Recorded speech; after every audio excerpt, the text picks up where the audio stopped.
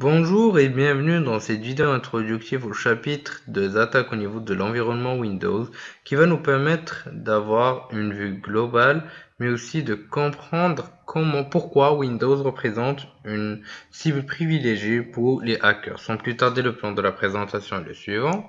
Nous allons commencer par une petite introduction suivie par quelques statistiques qui nous mettront la lumière sur l'importance de la cible Windows pour les hackers. Donc, il faut savoir que l'environnement Windows est un des OS, est l'OS le plus utilisé au monde, aussi bien au niveau public, donc pour tous les particuliers, qu'au niveau privé. Donc, cela fait une cible parfaite pour les hackers, vu qu'ils vont essayer de toujours aller vers le système le plus utilisé, ou logiciel ou autre, qu'un OS utilisé par une infime partie, exemple iOS par rapport à Windows. Donc il faut savoir qu'on a quelques petites attaques similaires pour les autres OS, donc on fera la remarque au fur et à mesure des présentations. Donc même chose pour les attaques orientées réseau. Donc, on a quelques petites statistiques devant nous qui représentent les parts de marché par rapport aux OS. Donc, on a déjà Windows qui représente 91% des OS utilisés dans le monde. Donc, ces statistiques datent de 2015, pardon, et nous donnent une vue vraiment exposée de l'utilisation des OS dans le monde. Donc, suivi par donc OS X, et enfin par Linux. Donc il faut savoir que bien sûr le hacker va toujours essayer de chercher des exploits, des exploitations, à chercher à attaquer l'OS le plus utilisé. Donc puisqu'il aura beaucoup plus de chances côté exploitation, beaucoup plus de chances d'exploiter donc des vulnérabilités, surtout que ce genre d'OS, donc quand on a des OS qui sont très utilisés par le grand public, donc c'est très simple, le grand public n'est pas toujours formé à la sécurité informatique, il n'est pas en veille, il sait pas ce qui se passe, donc automatiquement un jour ou l'autre il va faire une erreur très grave et le hacker sera là pour l'exploiter. Donc c'est pourquoi donc parfois on pourrait entendre que ouais Mac OS X est beaucoup plus sécurisé que Windows. Moi, d'un point de vue personnel, je dirais que non. C'est juste parce qu'il n'est pas utilisé par une grande tranche d'utilisateurs. Si c'était le cas, vous aurez tous les hackers qui vont directement s'acharner sur ce dernier afin de pouvoir y dénicher des exploitations. Donc, il ne faut pas mélanger les choses et dire qu'un OS est beaucoup plus sécurisé qu'un autre. Donc, c'est juste une question d'utilisation, une question de cible. Donc, Windows reste l'OS le plus utilisé donc, de nos jours. Donc, c'est pourquoi nous allons essayer de focaliser ce chapitre au niveau de l'environnement Windows, donc point de terminaison, etc. Nous allons essayer d'exploiter bon nombre d'attaques à notre avantage. Alors, pendant cette présentation, nous avons pu découvrir pourquoi Windows est une cible prisée pour les hackers. Donc, il faut surtout penser à sécuriser votre infrastructure, surtout si elle est basée Windows. Et on a pu aussi avoir une petite vue globale sur la situation de Windows par rapport au marché. Je vous dis merci de votre suivi et à la prochaine vidéo sur Alpha. Bonjour et bienvenue dans cette vidéo. On essaiera d'exposer un point qui est très important et qui est aussi très critique au niveau d'une infrastructure, qui est l'exploitation donc de vulnérabilité software, donc autrement dit les exploits software. Quand on dit exploit software, donc on va parler des différentes vulnérabilités, ou autrement dit différents exploits présents au sein d'un logiciel qui est utilisé dans un serveur par exemple. Donc dans notre exemple, nous allons voir au niveau donc un logiciel, donc une application qui est installée au niveau d'un Windows Server 2012 pardon. Et on va voir à quel point cela peut être crucial. Sans plus tarder, le plan de la présentation est le suivant. Nous allons commencer par une petite introduction, suivie par un lab. On mettra en pratique les exploits software. Donc il faut savoir que les vulnérabilités peut être aussi liées à un software, mais surtout liées à un software. Donc on a un petit exemple de Buffer Overflow, donc on a pu découvrir dans les formations hacking et sécurité niveau donc essentiel, mais aussi niveau avancé, et qui peuvent aller par exemple jusqu'à l'injection de shellcode, l'injection de code malveillant visant à exécuter des requêtes malicieuses. Donc il faut faire très attention à la version que vous êtes en train d'utiliser. C'est pourquoi je dis, je répète toujours qu'il faut être en veille par rapport à la version du software que vous êtes en train d'utiliser. Mais surtout, il faut faire très attention aux mises à jour par rapport à ce que vous utilisez. Aujourd'hui, votre version n'est pas vulnérable, mais demain, elle peut l'être. Sachant qu'une fois exploitée, le hacker aura le contrôle total au niveau de votre serveur, machine, etc. Il existe des possibilités extrêmement nombreuses par rapport aux possibilités, donc, tout ce qui est post-exploitation, donc même le contrôle total, le monitoring du réseau, donc redirection des utilisateurs, sniffing des différentes connexions au niveau du réseau interne. Donc c'est vraiment extrêmement dangereux. Sans plus tarder, passons à la découverte donc des exploits software directement au niveau de notre lab.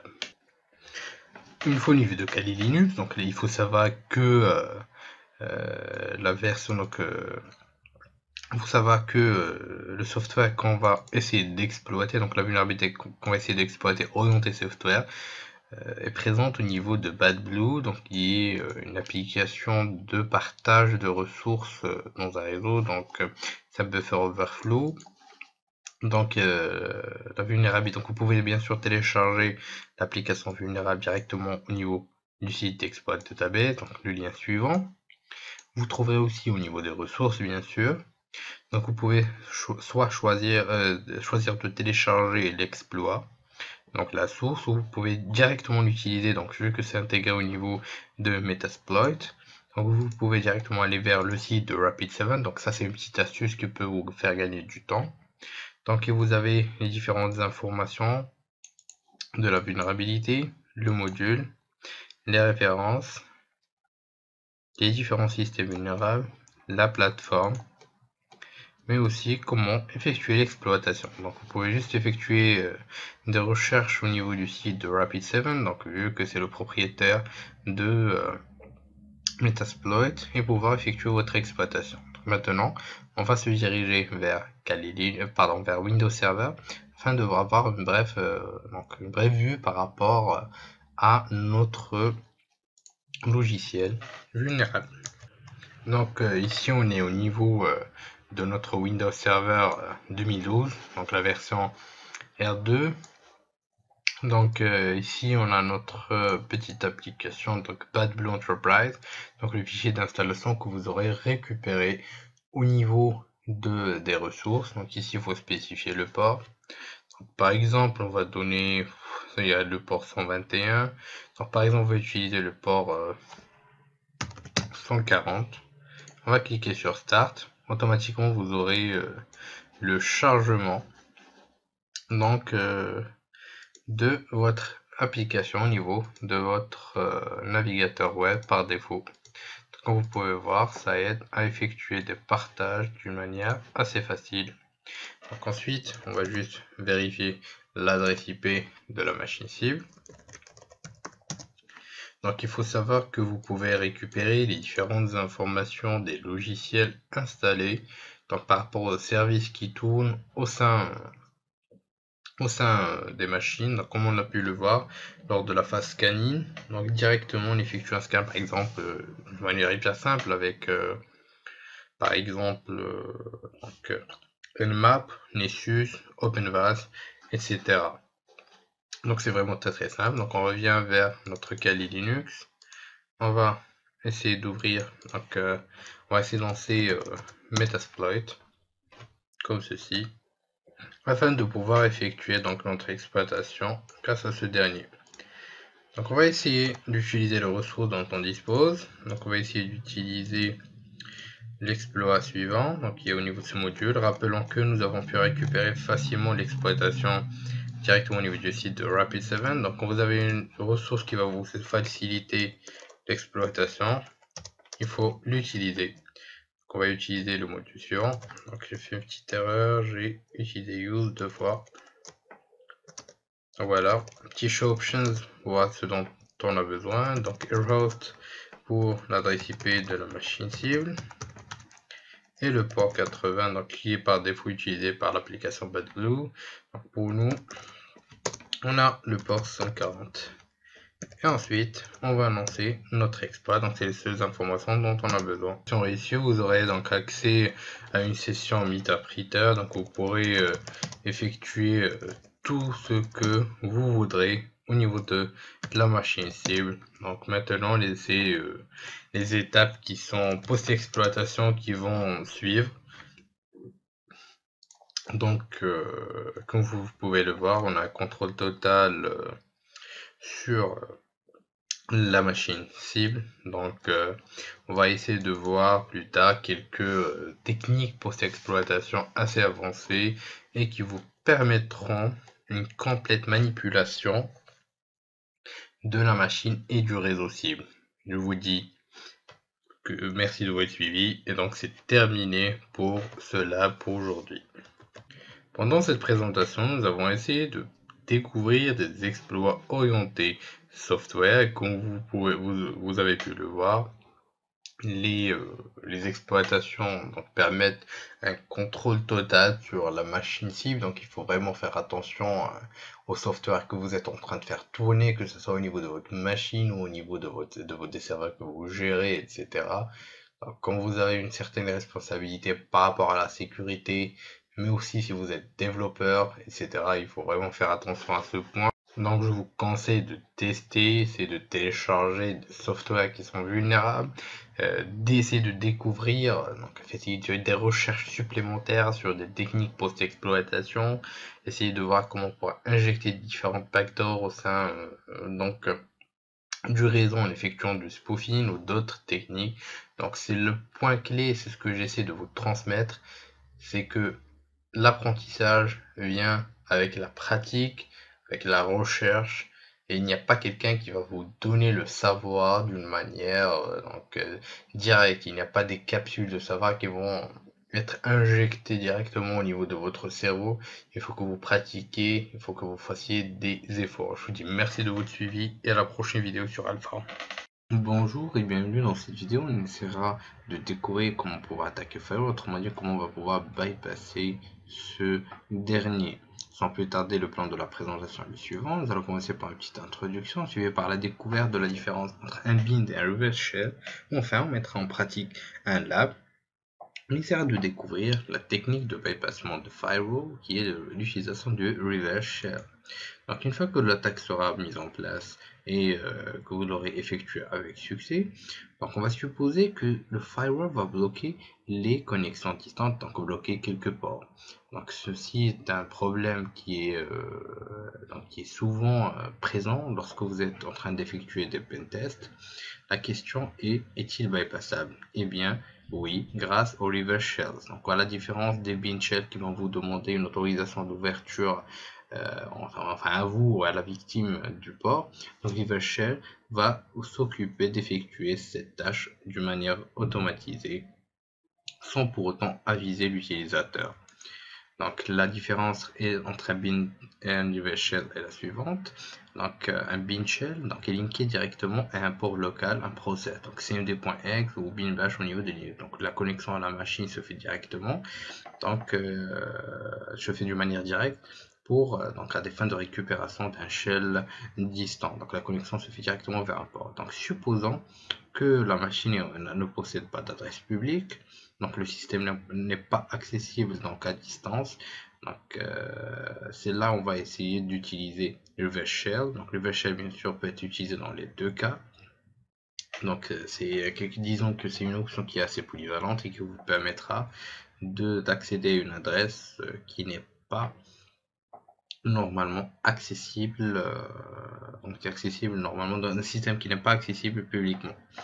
Donc c'est une technique qui est très intéressante, qui est très puissante et qui va vous permettre donc de communiquer avec la machine exploitée. Et donc juste en guise de rappel, contrairement au bin shell qui va essayer d'établir une connexion directe linkée à un port, donc le reverse shell va s'occuper directement de lancer la connexion. Donc ici on a l'attaquant qui va se connecter directement sur la machine vulnérable après que celle-ci bien sûr donc on a pris l'exemple ici de Netcat, donc on a lancé un listening au niveau du port 667. Donc ici ça sera un peu le contraire. Donc ce sera l'attaquant qui va être sur écoute et la machine vulnérable qui va se connecter au niveau de ce dernier. Donc rappelons que contrairement au Winchell, c'est le contraire, donc c'est la machine vulnérable qui devra être en écoute et l'attaquant qui devra attaquer. Sans plus tarder, allons découvrir tout ça ensemble et en vidéo. Une fois au niveau de Kali Linux, il vous faudra donc aller directement vers Metasploit, donc dans un premier lieu pour le listener, qu'on va mettre de côté. Ensuite, donc on va ouvrir une autre fenêtre où on va essayer de créer notre payload. Donc la création se fait grâce à l'outil MSF Venom. Donc, comme on a spécifié, MSF Venom est un outil extrêmement puissant donc, qui rassemble le MSF Payload et le MSF Encode, donc qui peut être utilisé donc, dans de nombreux cas. Donc, dans notre cas, on va utiliser le payload donc Windows /meter reader /reverse TCP. Donc bien sûr vous pouvez utiliser les bins TCP. Donc si vous voulez voir directement les options disponibles, donc on va lancer le MIDI handler afin de, c'est lui qui va s'occuper de l'écoute. Ensuite on va faire un set payload, donc Windows meter reader. Donc vous pouvez afficher la liste des options disponibles, donc les bints dont on a parlé tout à l'heure, ainsi que les reverse, et on verra comment on va pouvoir effectuer du tunneling grâce à du reverse HTTP, HTTPS, etc. tout à l'heure. Donc nous allons nous focaliser maintenant sur le reverse TCP. Donc voilà, donc déjà on va spécifier le reverse TCP. On aura besoin bien sûr de l'adresse IP de la machine attaquante, donc le head host, qu'on va tout de suite récupérer. Donc on va ouvrir une nouvelle fenêtre. If config, ce sera le 47159. Voilà, donc avec le head host 192.168.159, on va laisser le port par défaut. Donc on va spécifier le fichier, donc ce sera un exécutable. On va le mettre au bureau /root /bureau test reverse.x. Voilà, la création se fait d'une manière assez rapide. Donc ici on va faire un set payload, donc c'est fait, donc un set host 192.168.47.159. Donc et on va lancer l'écoute. Donc entre temps notre payload a été créé avec succès. Donc on va aller et on va le lancer au niveau de la machine cible sur laquelle le firewall a été déjà instauré. Enfin les règles de firewall pardon étaient déjà instaurées. Une fois donc que l'utilisateur aura cliqué donc au niveau de la backdoor piégée, donc vous aurez un accès direct au système, donc à la machine cible, et vous pourrez effectuer toutes les manipulations qui vous conviendront. Donc j'espère que ça a été fructif pour vous. Donc n'utilisez jamais de Winchell, utilisez toujours des reverse. Donc c'est les plus performants, les plus intéressants en fait. J'espère que ça a été fructueux pour vous. Merci de votre suivi pendant cela. Pendant cette présentation, nous avons pu découvrir la différence entre un bind et un reverse shell, mais aussi comment bypasser les firewalls. Je vous dis merci de votre suivi et à la prochaine vidéo sur Alpha. Bonjour et bienvenue dans cette vidéo. On essaiera de découvrir une technique qui est très intéressante et qui est la plus utilisée dans une base pivot, donc dans une approche pivot, donc qui va nous permettre l'accès direct à une machine qui est normalement non perceptible par le système de l'attaquant. Sans plus tarder, le plan de la présentation est le suivant. Nous allons commencer par une petite introduction suivie par une illustration de la mise en place de ce type d'exploitation, donc de ce type de technique. Et enfin, on va finir par un lab où on mettra en pratique le port forwarding. Donc il faut savoir que donc la définition précise de port forwarding et le réacheminement de ports, et qui consiste à rediriger des paquets réseau reçus sur un port donné d'un ordinateur ou un équipement quel qu'il soit vers un autre ordinateur ou équipement réseau. Donc cela permet entre autres de proposer à des ordinateurs extérieurs à un réseau d'accéder à des services répartis sur plusieurs ordinateurs de ce dernier. L'illustration suivante est une, disons, représentation de l'attaque qu'on va pouvoir effectuer. Donc supposons que notre hacker veut accéder au serveur cible et que normalement ce dernier n'est pas accessible via internet, mais au contraire, il est accessible à partir du réseau interne de l'entreprise. Donc qu'est-ce qu'on peut faire pour accéder à ce dernier?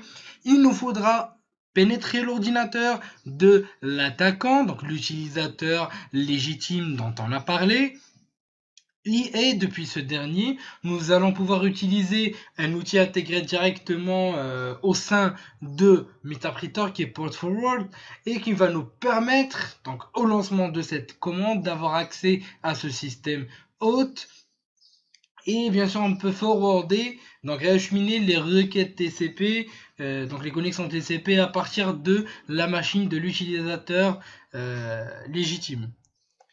C'est ce qu'on va essayer de faire tout de suite et en vidéo.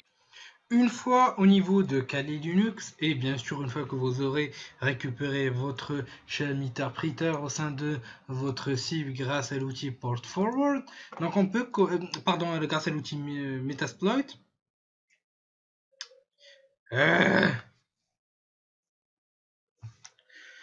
une fois que vous aurez récupéré votre shell Meterpreter au sein de la machine cible, donc vous pouvez commencer les différentes manipulations post-exploitation, telles que donc vous pouvez utiliser la commande L pour avoir la panoplie de possibilités dont vous avez donc la possibilité d'effectuer, ou donc dans ce cas nous allons essayer de voir comment exploiter donc le port forwarding. Donc maintenant nous allons tout d'abord essayer de découvrir l'outil grâce à port forward-h afin d'afficher les différentes options dont on dispose.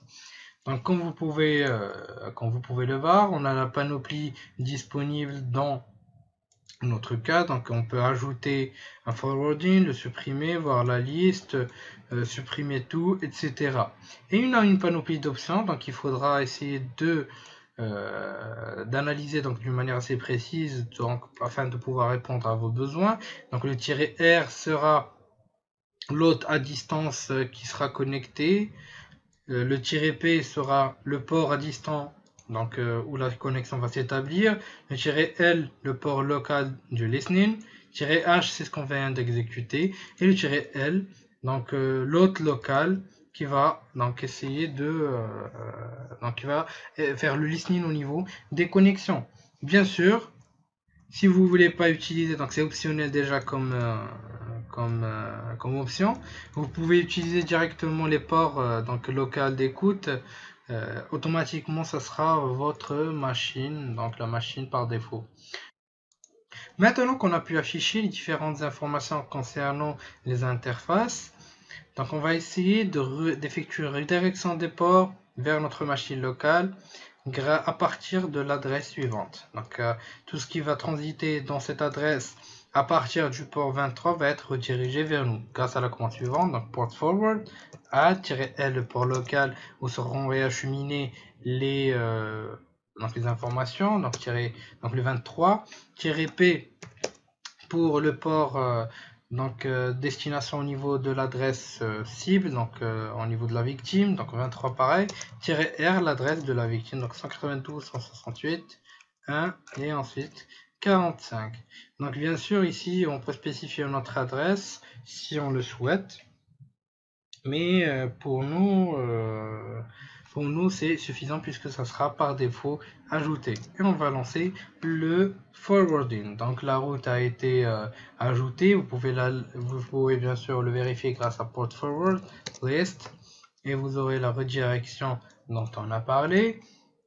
Donc ensuite vous pouvez tout supprimer grâce à la commande port forward flash, donc on va effectuer tout à l'heure ensemble, donc, mais avant nous allons lancer une autre invite commande et pouvoir lancer la commande netState, donc juste pour vérifier que l'écoute a été bien ajoutée. La commande tirée, donc ouais, une petite erreur, donc voilà, c'est parfait. Donc voilà, comme vous pouvez le voir, on a le listening et on a la connexion qui est établie au niveau de MeterPrinter au port 44. Donc bien sûr, si vous voulez tout supprimer, vous pouvez utiliser la commande suivante.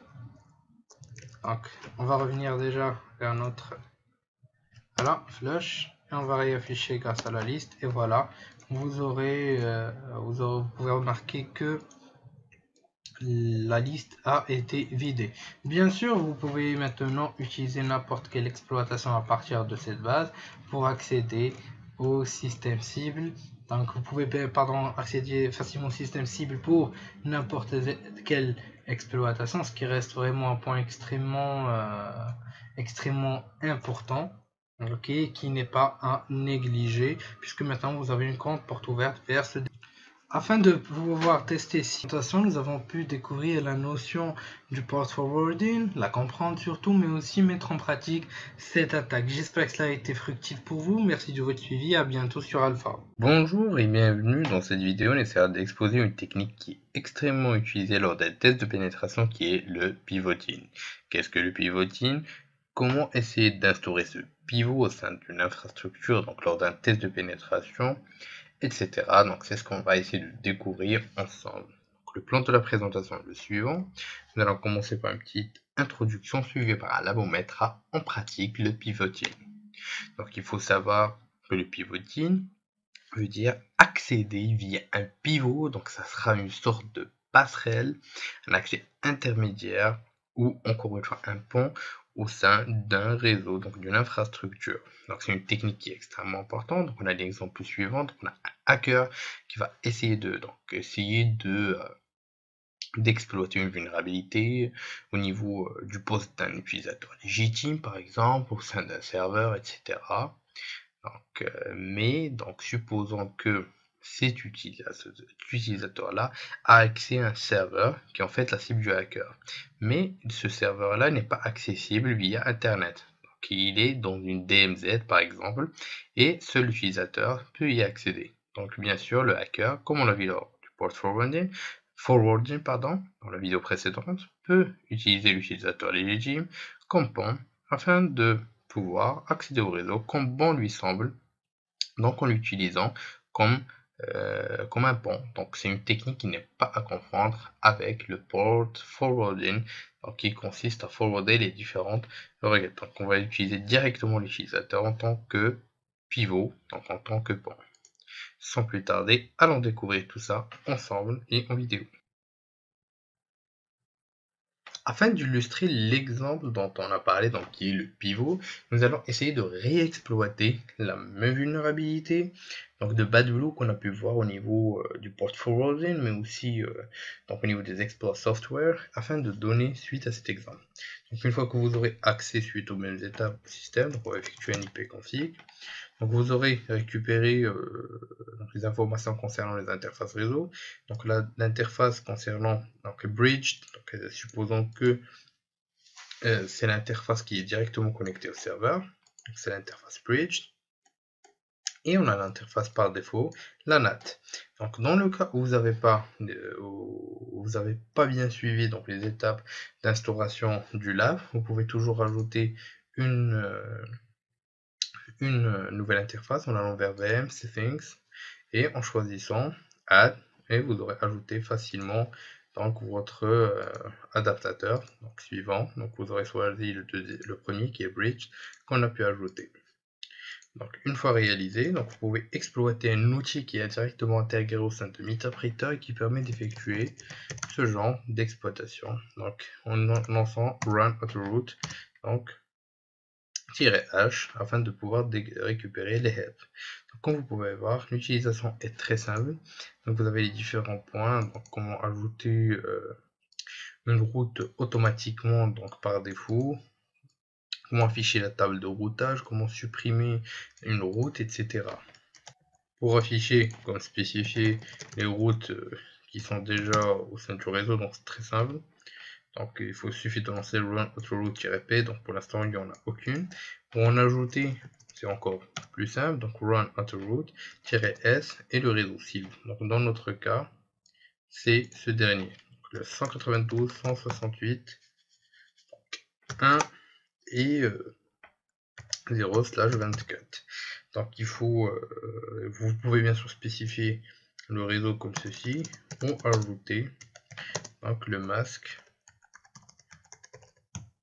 sachant que cette technique vise à utiliser l'utilisateur comme pivot, donc ajouter une route via l'utilisateur, à ne pas confondre avec le port forwarding, je le rappelle. Donc, on va ajouter cette route. La route a été ajoutée par succès, donc la route vers le réseau suivant via l'utilisateur suivant a été ajoutée avec succès. Nous allons réafficher les routes et comme vous pouvez le voir, c'est parfait, la route a été ajoutée avec succès.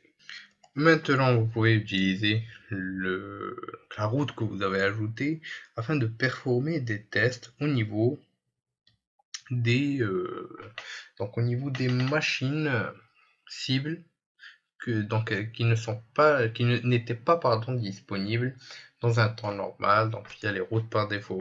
Donc on va prendre un petit exemple grâce à un module auxiliaire, donc auxiliary scanner. Donc on va utiliser le module de scan de port scan et TCP. Donc vous pouvez afficher les options grâce à show options. Donc host, nous allons spécifier le réseau qu'on a ajouté, set threads, donc les threads, donc le processus A50, et enfin on va lancer notre petit scanner dans le module auxiliaire de scan qui va essayer de performer un scan. Donc automatiquement il a pu accéder à la machine qui était normalement non accessible, je le rappelle, via internet. Donc supposons que c'est une zone DMZ, supposons que c'est un serveur isolé. Donc quand je dis serveur, donc une zone DMZ, je parle d'un point de vue interne, donc une zone spécifique à l'accès pour un utilisateur donné. Donc je parle pas du sens propre de la chose.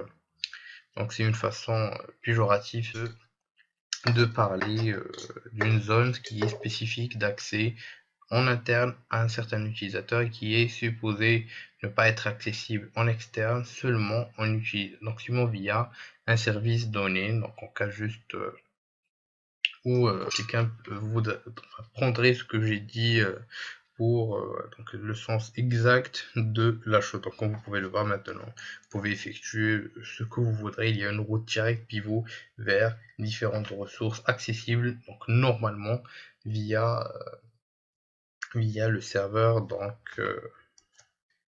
légitime. C'est une technique qui est vraiment extrêmement intéressante, qui est plus facile en fait que le port forwarding, plus utile, plus efficace aussi. Donc c'est vraiment extrêmement intéressant. Je vous encourage vivement à essayer de tester tout ça chez vous, à essayer des exploitations, pourquoi pas, etc.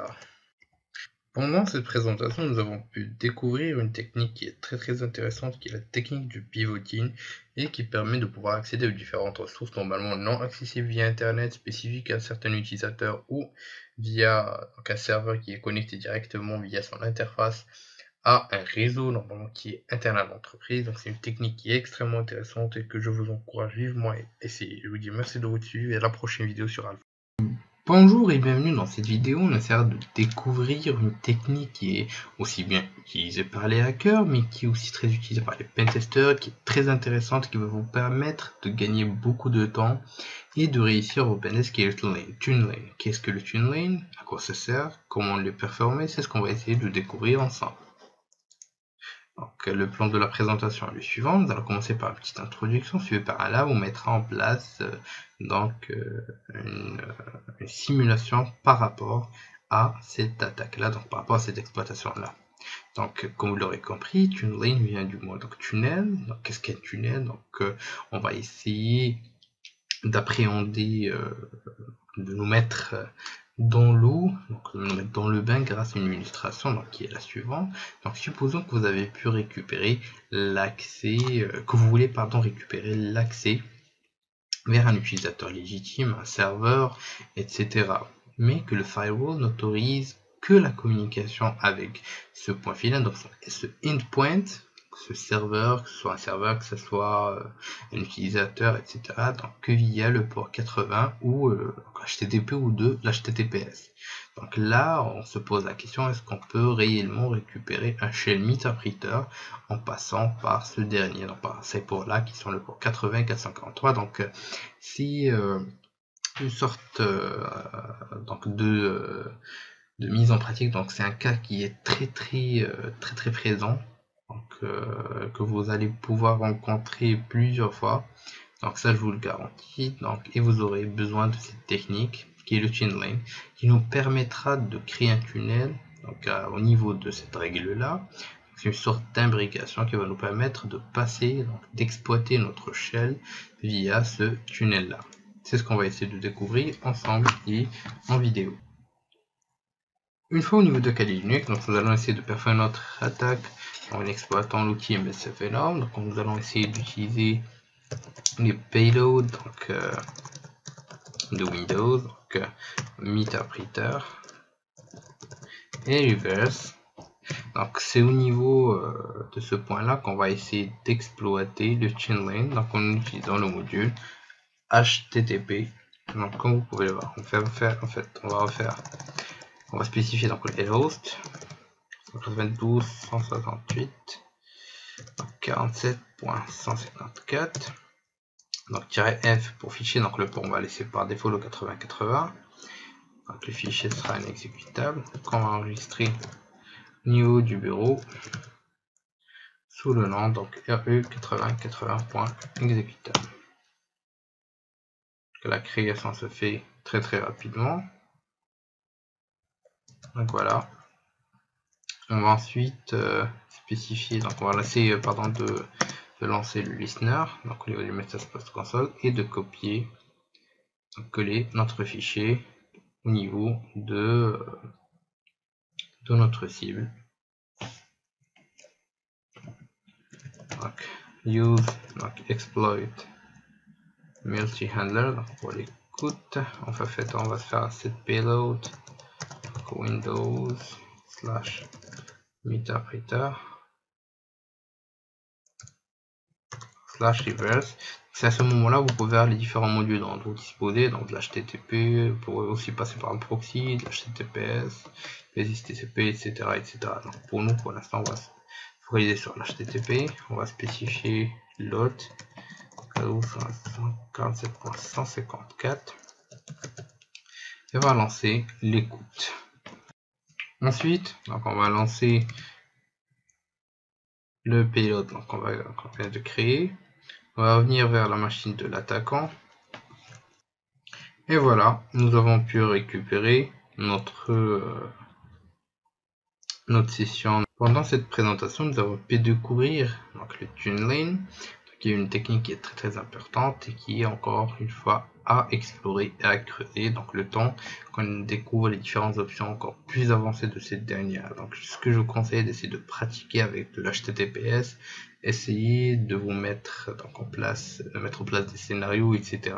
Je vous dis merci de votre suivi et à la prochaine vidéo sur Alpha. Bonjour et bienvenue dans cette vidéo. On essaiera de découvrir une technique qui est très intéressante et qui est, si on veut, une technique extrêmement cruciale quand vous êtes en train d'effectuer un test de pénétration. Pourquoi? La réponse est très simple. Une fois que vous aurez pu acquérir un accès vers la machine cible, il est très certain que vous n'ayez pas beaucoup de privilèges et donc vous ne pourrez pas effectuer bon nombre de manipulations au sein de la machine cible. C'est pourquoi on a besoin d'approfondir nos connaissances dans les techniques d'escalade de privilèges qui sont vraiment très nombreuses. Sans plus tarder, le plan de la présentation est le suivant. Nous allons commencer par une petite introduction suivie par la découverte des protections UAC. On va ensuite découvrir comment pouvoir les bypasser au sein de notre lab. Donc l'escalade de privilèges, ou autrement dit l'élévation de privilèges, consiste à pouvoir élever ces privilèges d'un minimum, donc qui peut être un guest, un utilisateur, etc., vers le maximum possible, root par exemple, ou système, système, donc au sein des différents systèmes d'exploitation Windows. Donc c'est le but ultime qui permettra de manipuler la machine comme bon vous semble. Donc il existe plusieurs techniques afin de performer des escalades de privilèges, telles que bien sûr l'utilisation d'exploits locaux. Donc on a par exemple les petits exploits orientés kernel Linux, exploits software et d'autres modules qu'on va pouvoir découvrir ensemble. Donc il faut savoir que au niveau de notre présentation, donc nous allons essayer de performer une attaque qu'on a pu découvrir tout à l'heure, qui est exploitation de software de BadBlue plus précisément, grâce à un payload meterpreter. Mais on verra que il existe une petite protection qui vous ne permettra pas d'effectuer les différentes manipulations que vous voudrez, qui est l'UAC. Qu'est-ce que l'UAC? Donc l'UAC pour User Account Control, donc est un mécanisme de protection de données. Donc ce mécanisme permet d'exécuter par défaut les programmes avec des droits restreints. Un petit exemple, quand vous êtes sous Windows 7, 8 ou encore 10, que vous voulez exécuter un programme demandant des privilèges qui sont assez hauts. Donc on vous demandera si vous voulez vraiment exécuter ce programme sous format avec des privilèges administrateurs. Donc, nous tous, ça nous est arrivé au moins une dizaine voire une vingtaine de fois. Donc évitant ainsi que les applications puissent tourner avec des droits administratifs qui permettraient de modifier la sécurité du système d'exploitation. Il existe juste un petit problème, voire un gros, et c'est bypassable. Allons découvrir tout ça ensemble et en vidéo. Une fois au niveau de Kali Linux, nous allons relancer notre exploit. Donc tout d'abord, nous allons nous diriger vers Metasploit grâce à la commande msf console. Une fois au niveau, donc la console Metasploit chargée, nous allons utiliser l'exploit, donc tout comme dont on a parlé tout à l'heure, qui est le BadBlue Pass-Through. Donc on va ensuite faire un show options pour voir les différentes options dont on dispose. Donc un setter host pour spécifier l'adresse de la cible. Le port, donc dans mon cas, donc j'ai changé le port par défaut, donc c'est 145. Et ensuite, nous allons lancer l'exploit comme ceci. Et nous allons attendre quelques secondes. Donc c'est par rapport au port. Ah ouais. J'ai fait une petite erreur juste par rapport. Voilà. 143. C'est le airport. 145, voilà, et on lance l'exploit encore une fois. Une fois la console de Metasploit chargée, nous allons pouvoir utiliser notre exploit, donc BadBlue, un show options pour voir les différentes options dont on a besoin. Donc on va effectuer un set host avec l'adresse de notre cible, 47, 141, et un set airport avec le port. Donc moi j'ai changé le port par défaut vers 145. Donc juste par rapport, donc voilà, à l'adresse de la cible, une petite erreur. Donc voilà, et on va lancer notre exploit comme ceci. Donc voilà, nous avons pu récupérer une session meterpreter avec notre victime. Donc voilà, une fois que vous avez pu réaliser cette option là, donc la première des choses, donc bien sûr vous avez de nombreuses possibilités post-exploitation, vous pouvez juste taper head pour afficher le tout, et donc la première chose qu'il faudra effectuer c'est d'afficher la liste des processus, et on va essayer de migrer vers le processus Explorer afin de ne pas nous faire détecter. Donc Explorer, c'est le 2804. Voilà, 2804. Donc voilà.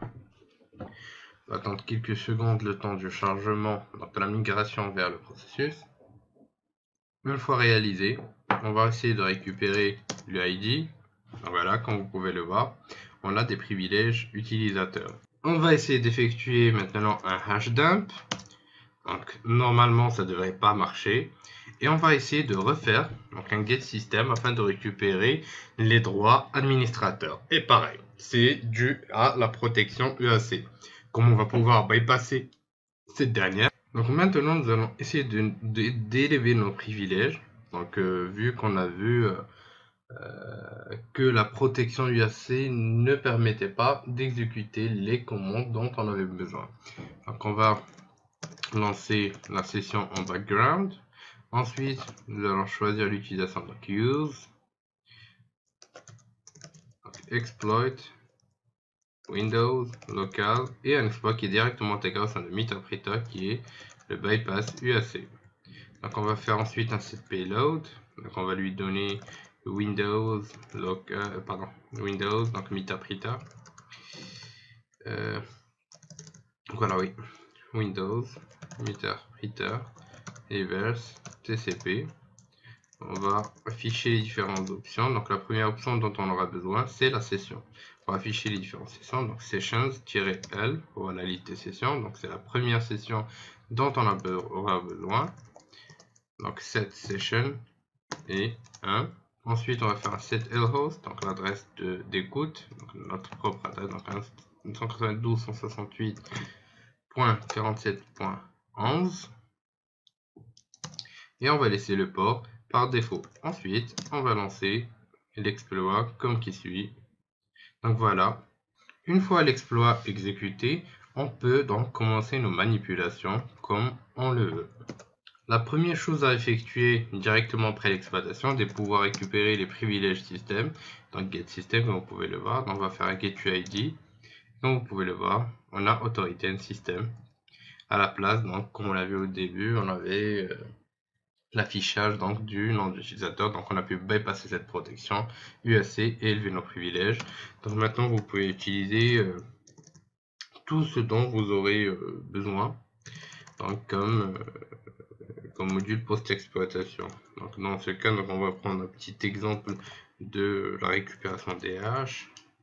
Donc grâce à l'option Gather, donc au sein de Post Windows Gather Smart Hash Dump, qui va récupérer tous les dumps du système, donc par rapport au nom d'utilisateur, mot de passe, etc. Donc on va essayer de dumper les hashes des utilisateurs et on a réussi à l'effectuer. Donc maintenant vous pouvez effectuer tout ce que vous voudrez. Vous avez le total contrôle au niveau de votre machine cible. Pendant cette présentation, nous avons pu découvrir comment élever nos privilèges, mais aussi comment bypasser surtout les protections UAC afin de pouvoir récupérer un maximum de privilèges au sein de la machine cible. Je vous dis merci de votre suivi et à la prochaine vidéo sur